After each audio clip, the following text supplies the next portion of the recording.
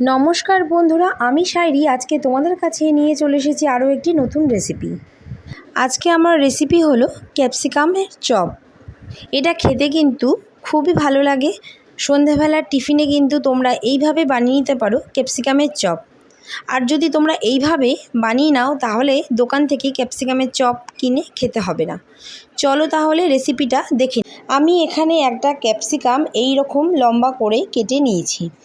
একটু চওড়া করে কেটেছি, তোমরা চাইলে কিন্তু একটু সরু করেও কাটতে পারো। এখানে আমি ব্যাটারটা বানানোর জন্য নিয়ে নিয়েছি 1.5 কাপ পরিমাণ বেসন।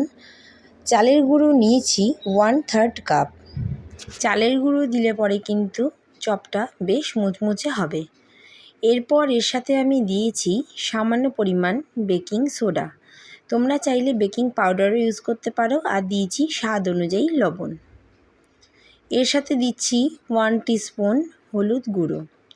এবারে এই সব কিছু ভালো করে মিশিয়ে নিতে হবে।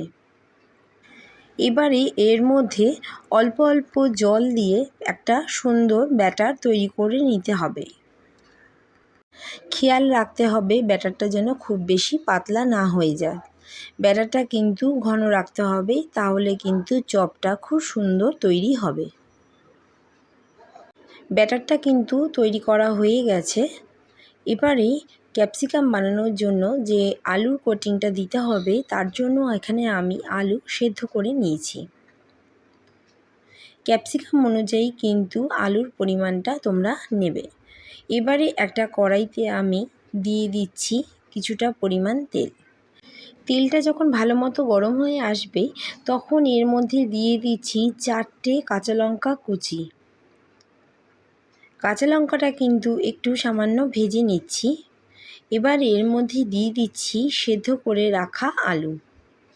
আলুটা কিন্তু আগেই আমি স্ম্যাশড করে নিয়েছি। এবার কিন্তু একটু তেলের মধ্যে আলুটা একটু নাড়াচাড়া করে নেব। আলুটা একটু নাড়াচাড়া করে নিয়ে এর মধ্যে দিয়ে দিচ্ছি স্বাদ অনুযায়ী লবণ। লবণের পরিমাণটা কিন্তু অবশ্যই তোমরা খেয়াল রাখবে। এর সাথে আমি দিয়ে দিচ্ছি অরিগ্যানো। আর তার সাথে আমি দিয়ে দিচ্ছি চিলি ফ্লেক্স। আর দিয়ে দিচ্ছি একটু আমচুর পাউডার। এবারে এই সব কিছু ভালো করে একটু মিক্স করে নিতে হবে।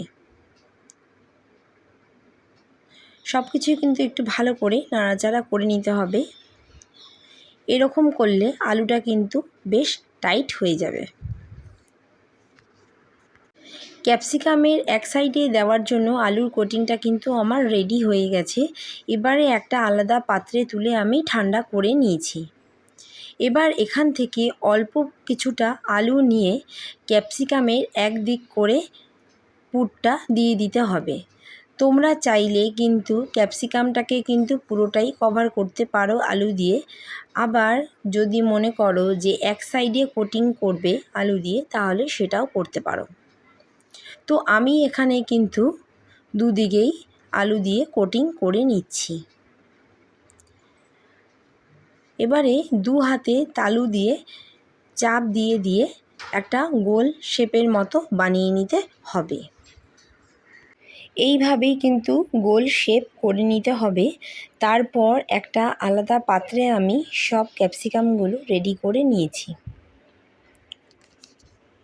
এবারে চপটা ভাজার জন্য একটা প্যানে আমি পর্যাপ্ত পরিমাণ তেল নিয়ে নিয়েছি। তারপর চপগুলো ব্যাটারের মধ্যে দিয়ে তেলের মধ্যে এক এক করে দিয়ে দিতে হবে। এই সময় গ্যাসের ফ্লেম কিন্তু লোতে রাখতে হবে। যদি হাই ফ্লেমে রাখা হয় তাহলে কিন্তু ব্যাটারটা পুড়ে যেতে পারে। এক সাইড ভাজা হয়ে গেলে আরেক দিক ভাজার জন্য কিন্তু আস্তে আস্তে উল্টে দিতে হবে। ক্যাপসিকামের চপ কিন্তু প্রায় রেডি হয়ে এসেছে। এবারে কিন্তু আমি একটা স্প্যাচুলার সাহায্যে আস্তে আস্তে একটা সার্ভিং বলে তুলে নিচ্ছি। তাহলে বন্ধুরা, কেমন লাগলো আজকে আমার এই রেসিপি অবশ্যই কিন্তু আমাকে কমেন্ট করে জানাবে। আর তোমরাও কিন্তু বাড়িতে ঠিক এই পদ্ধতিতেই বানিয়ে নিতে পারো ক্যাপসিকামের চপ। রেসিপিটা ভালো লাগলে লাইক আর শেয়ার করতে কিন্তু একদমই ভুলো না। আবার চলে আসবো আমি তোমাদের কাছে নতুন একটি রেসিপি নিয়ে।